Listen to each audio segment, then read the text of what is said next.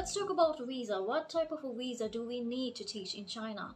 The most common type of visa that we get for all foreign workers here, the common one is called Z visa or the work visa.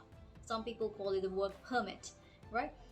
So in some countries, if you want to become a teacher, you need a special teaching visa. But here in China, it's more like you get the Z visa, and then in the visa, your title is specified as teacher.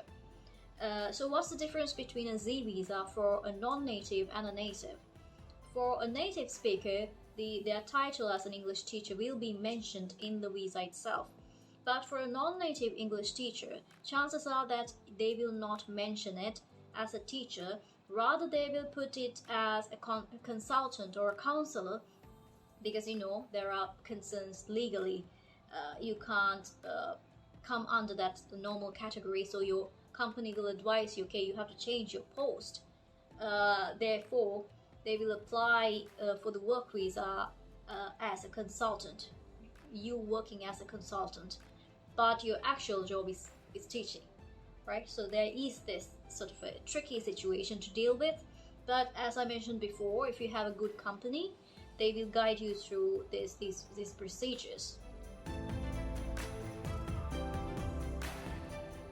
If your company is not able to guide you, there will be many agents to help you to process your visa. For example, my visa was processed through an agent that my company hired on my behalf.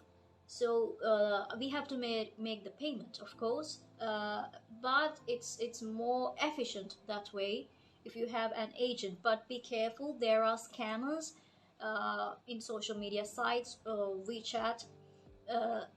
So you need to find a very reliable agent if you can't do it by yourself or your company cannot do it for you. And last but not least, where do we apply for jobs?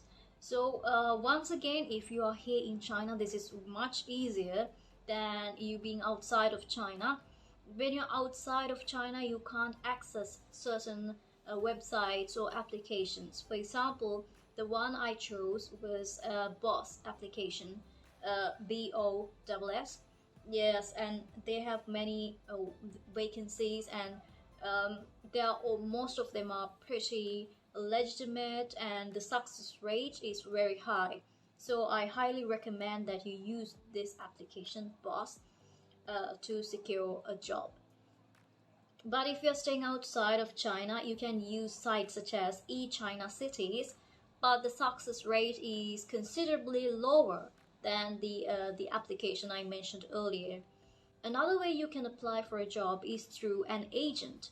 So these people try to match your qualifications, your requirements with those of recruiters or schools or training centers.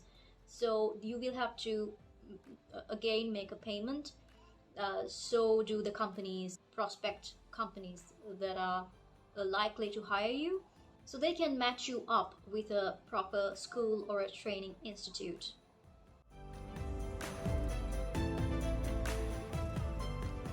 Something I need to add here is that it's better that you have WeChat installed in your phone before coming to China.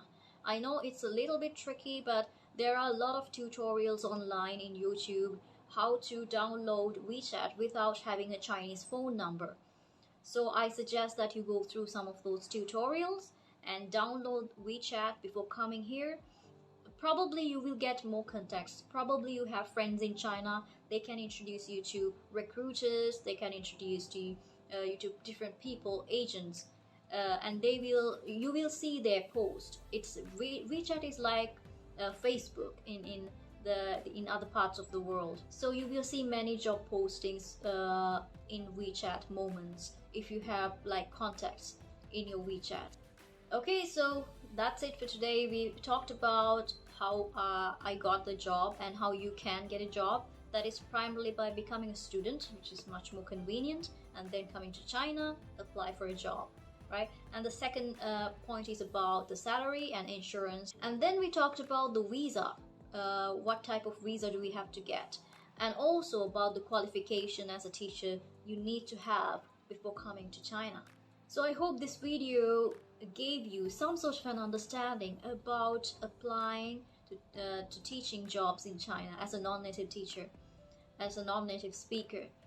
So if you have any suggestions or comments or recommendations for future videos, I would like to consider them. Please mention them in the comments below. So that's it for today. I'll see you next time. Bye bye.